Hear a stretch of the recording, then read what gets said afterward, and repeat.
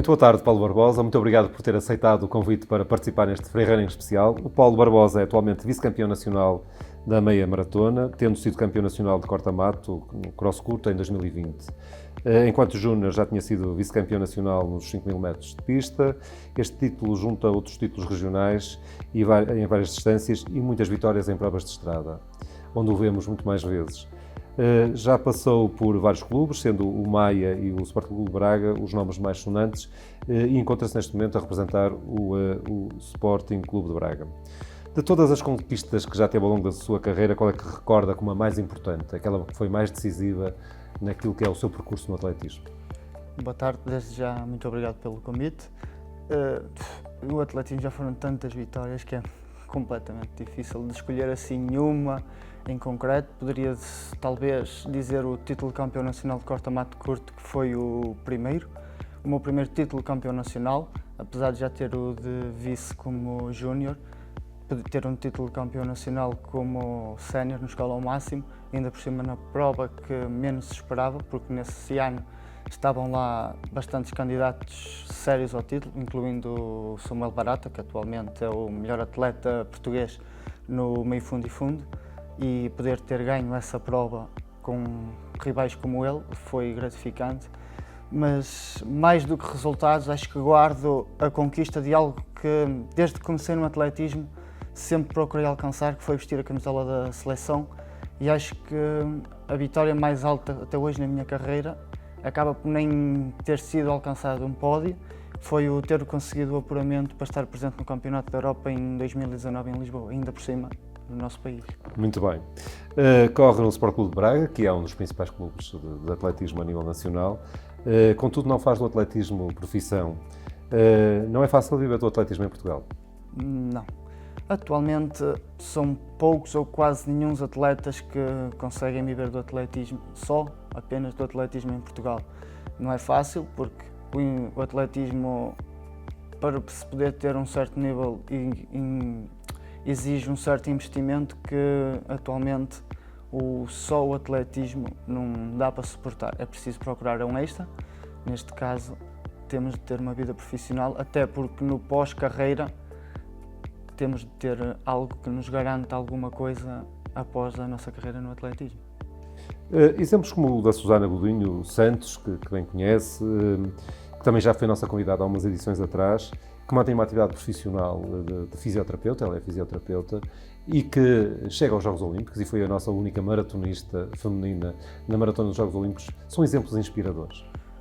Mostra que para se conseguir algo, muitas vezes reclama-se que falta um apoio, que falta isto, que falta aquilo, mas se um atleta quiser mesmo algo, como eu digo no meu caso, eu sempre quis alcançar a seleção e, embora não tenha os apoios que muita gente diz, não possa viver do atletismo, tenha de ter um trabalho, essas pessoas acabam por nos mostrar que nós, se trabalharmos correto e estivermos focados naquele objetivo, naquilo que realmente queremos, que foi o caso da Susana Godinho, tinha o objetivo de ter a presença olímpica, apesar da vida profissional que tem e ter de conjugar o atletismo com a vida profissional, trabalhou, lutou para conseguir e mostrou que mesmo trabalhando e tendo uma atividade profissional como uma pessoa, digamos, normal, uma pessoa que não é atleta, mesmo trabalhando, conseguiu lá chegar, e acho que o exemplo dela e como outros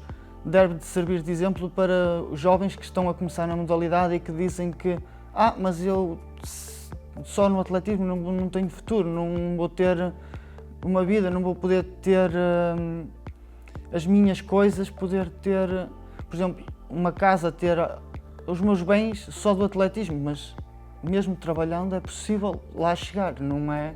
Ter resultados ao mais alto nível. Sim.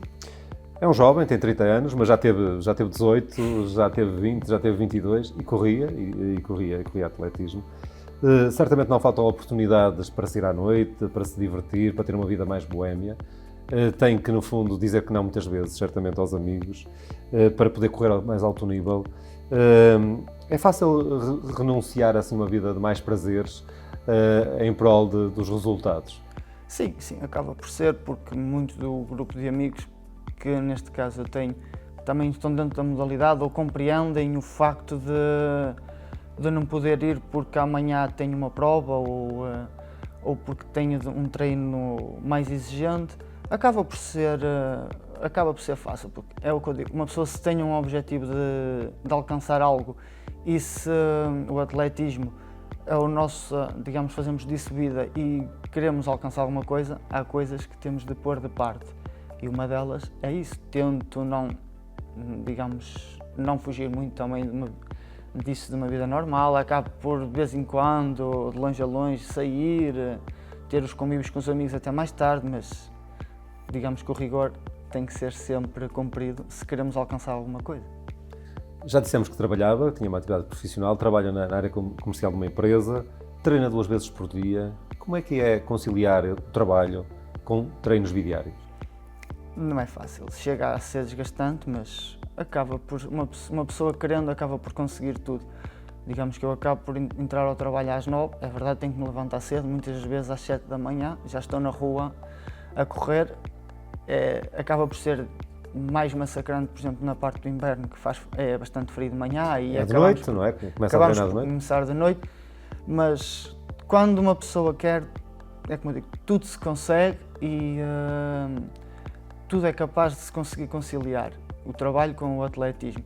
Faz-se um grande esforço, é verdade, é por isso que muitas das vezes tem que se abdicar, voltando à questão anterior, temos de abdicar de saídas à noite, disso tudo, porque ao outro dia de manhã, muito cedo, enquanto muita gente ainda às vezes encontra-se na cama a descansar para ir para o trabalho, nós atletas muitas vezes temos de já estar a pé a correr porque temos de fazer o nosso treino para logo a seguir ao treino poder ir trabalhar, para chegar ao fim do dia digamos, de 8 horas de trabalho e ainda ter mais um treino para realizar. Voltar a treinar às 6, 7 da tarde? Sim, sim.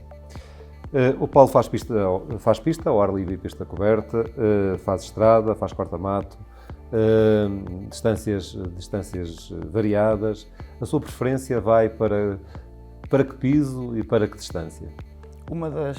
Um dos pisos que ao longo da minha carreira me fascinou imenso correr sempre foi o corta-mato. Aliás, um dos meus objetivos foi sempre conseguir vestir a camisola da seleção no corta-mato, assim como consegui alcançar o título de campeão nacional. Sempre gostei de corta-mato. Atualmente começo um bocado a querer virar mais para a estrada, começa-me a fascinar mais a estrada e propriamente as distâncias longas, do que, embora goste de fazer corta-matos, gosto de correr na pista, neste preciso momento começo mais a desviar-me para a estrada e para as distâncias longas. Encontro frequentemente a treinar na estrada, nomeadamente na estrada que liga Paredes a Lousada, nomeadamente ao cruzamento ou à rotunda de Ribas. É uma estrada que tem alguns troços relativamente perigosos, sem passeios. Já levou muitos sustos ou os condutores são muito respeitadores dos atletas? Acho que apanha-se de tudo um pouco na estrada. Já apanhei vários sustos, mas a maioria acabam por ser respeitadores, acabam por ter o cuidado de ver quando vem um atleta ou de abrandarem ou até de se desviarem. Acabam por respeitar um bocado os atletas, mas como é óbvio, apanha-se de tudo e já apanhei alguns sustos também. Começou a correr no Irivo, depois mudou-se para o Santiago, clubes de Penafiel. Como é que se deu a sua entrada no mundo do atletismo? A entrada no mundo do atletismo, por acaso, surgiu mesmo por um acaso. Eu comecei a fazer as minhas primeiras corridas foi na escola, como a maior parte dos atletas, que foi no desporto escolar. Então certamente veio aqui correr aos corta-matos, aqui a Lousada, à pista da Costilha. Que... Quando já cheguei a correr aqui, já praticava o atletismo. Eu, quando entrei para a escola, tinha aquela questão do desporto escolar, dos corta-matos escolares. Nos inícios acabei por participar um bocado, porque os professores diziam, não é? Aquela questão de se participares no corta-mato, tens benefícios na nota. Acabei por participar. Os 2 primeiros corta-matos que faço na escola, sou o segundo nos 2, tenho os meus professores todos a insistir para que na altura participasse num clube de atletismo, que na altura ali eu morava em Iribo, ali por perto, no início, o único clube que existia até era o Futebol Clube Parada. Muitos professores que estavam ligados a isso insistiam muito para eu participar e eu, no clube, eu nunca quis. Nunca quis, era mais aquela coisa do, eu queria era conviver com os amigos, sair da escola, ir jogar à bola, ir andar de bicicleta, ir para o rio, seja o que for. Até que num dia, por acaso, o Iribo começa. Eu nem sabia que tinha começado, até tinha colegas meus que andavam lá, mas eu nem sabia. Até foi um sábado, assim por acaso, que o clube, como era mesmo à porta da minha casa, vou com a minha irmã lá para um parque infantil que tem lá, que fui com ela, e o clube estava a arrancar curiosamente para uma prova em Santiago e faltava-lhes um atleta que tinha adoecido e que não podia. Muitos dos que lá estavam eram meus colegas de turma e na escola sabiam o que eu tinha feito e é que começaram, olha, podias vir connosco, falta um lugar, vinhas connosco passear, fazias uma prova. Pá, acabei por ir, vou lá brincar, vou estar com os meus amigos, está feito. Eu cheguei à prova no meio de muitos atletas que já treinavam, já tinham os treinos todos, cheguei lá e sou sexto. Acabo por disputar a vitória na prova até aos últimos metros, acabo por ser sexto mesmo na parte final e foi aí sim começou a despertar o interesse pelo atletismo do alto. Se eu sem treinar, sem fazer nada, sou bom nisto. Se eu sem fazer nada chego aqui e perco uma prova nos últimos 100, 200 metros ao sprint com estes atletas todos que treinam, se calhar eu consigo alguma coisa. Que idade é que tinha nessa altura? 13 anos. E foi aí que tudo começou assim por acaso, numa brincadeira do vou àquela prova com os meus amigos só para passar o tempo e tudo começou aí. Uns anos depois, já em 2022, o Paulo faz a maratona de Barcelona e faz o seu melhor tempo, 2 horas, 19 minutos e 41 segundos, e é o terceiro não africano nessa prova. Ou como disse, é o terceiro português, portanto todos os 3 primeiros não africanos eram portugueses. Ainda há uns dificílimos 11 minutos daquilo que foram este ano os mínimos para a maratona olímpica, que foram 2 horas, 8 minutos e 10 segundos. Mas a maratona é uma prova que lhe agrada, que vamos ver o Paulo mais vezes na maratona. Um dia chegar a uma maratona olímpica que é extremamente difícil pelos mínimos, mas é um objetivo que de alguma forma persegue. Sim, acaba por ser. Inicialmente a maratona, em 2002 tive a minha estreia na maratona, assim um bocado por acaso. A maratona sempre foi aquela distância que inicialmente como é que eu hei de explicar? Assustava de uma certa forma do correr 42 km. São 42 km. Inicialmente era aquela distância que me deixava reticente. Entretanto, começou a despertar aquele interesse de experimentar, saber o que é correr. A maratona de Barcelona surge porque inicialmente eu lancei o desafio ao meu treinador, ao Bruno, de prepararmos uma maratona só na onda do vamos experimentar, vamos ver o que é correr 42 km. A preparação começou.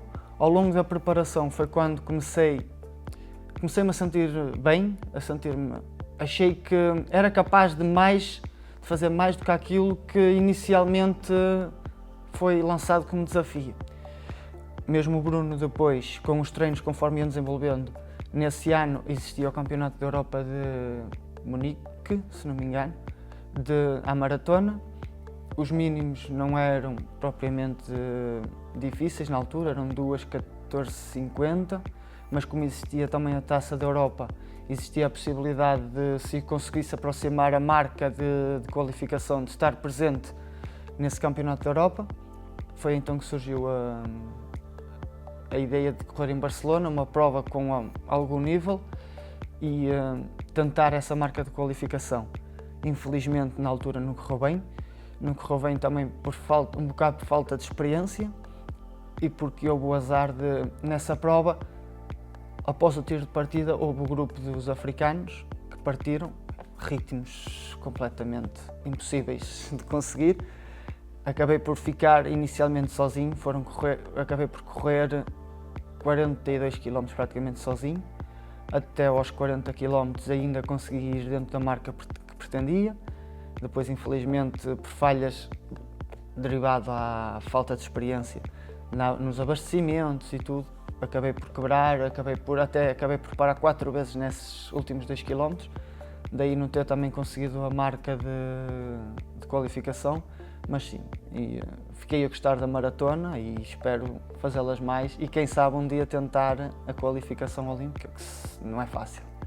Ainda para mais agora, que este último ano a marca de qualificação foram 2:08, mas a partir já de 2025 a marca de qualificação torna-se muito mais difícil, são 2:06 qualquer coisa, estamos a falar que é preciso bater o recorde nacional para conseguir uma qualificação direta.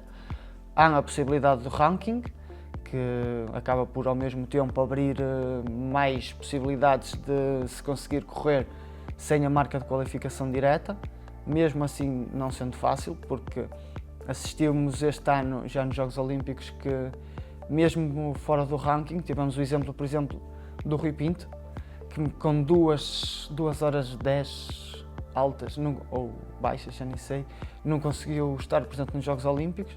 Sabemos que mesmo pelo ranking não será fácil, mas quem sabe, como dissemos inicialmente, sem lutar e sem tentar lá estar, nunca saberemos se fomos capazes ou não. Paulo, estamos a concluir este freerunning especial. Para além da maratona, quais são os outros objetivos que tem ainda no atletismo? Gostava de voltar a vestir a camisola da seleção, quem sabe num futuro próximo. Gostava de voltar a fazer e, acima de tudo, gostava de conseguir, dentro do atletismo, fazer algo que ainda mais me surpreenda mais e que um dia eu possa dizer e servir de exemplo para outros e que possa dizer, quase como o exemplo da Susana Godinho, acabar por ser um exemplo como ela, de mesmo trabalhando que somos capazes de conseguir alcançar os nossos sonhos, basta trabalharmos e acreditarmos que somos capazes. Paulo, muito obrigado pela sua participação neste freerunning e esperamos, obviamente, que os seus sonhos se concretizem. Muito obrigado.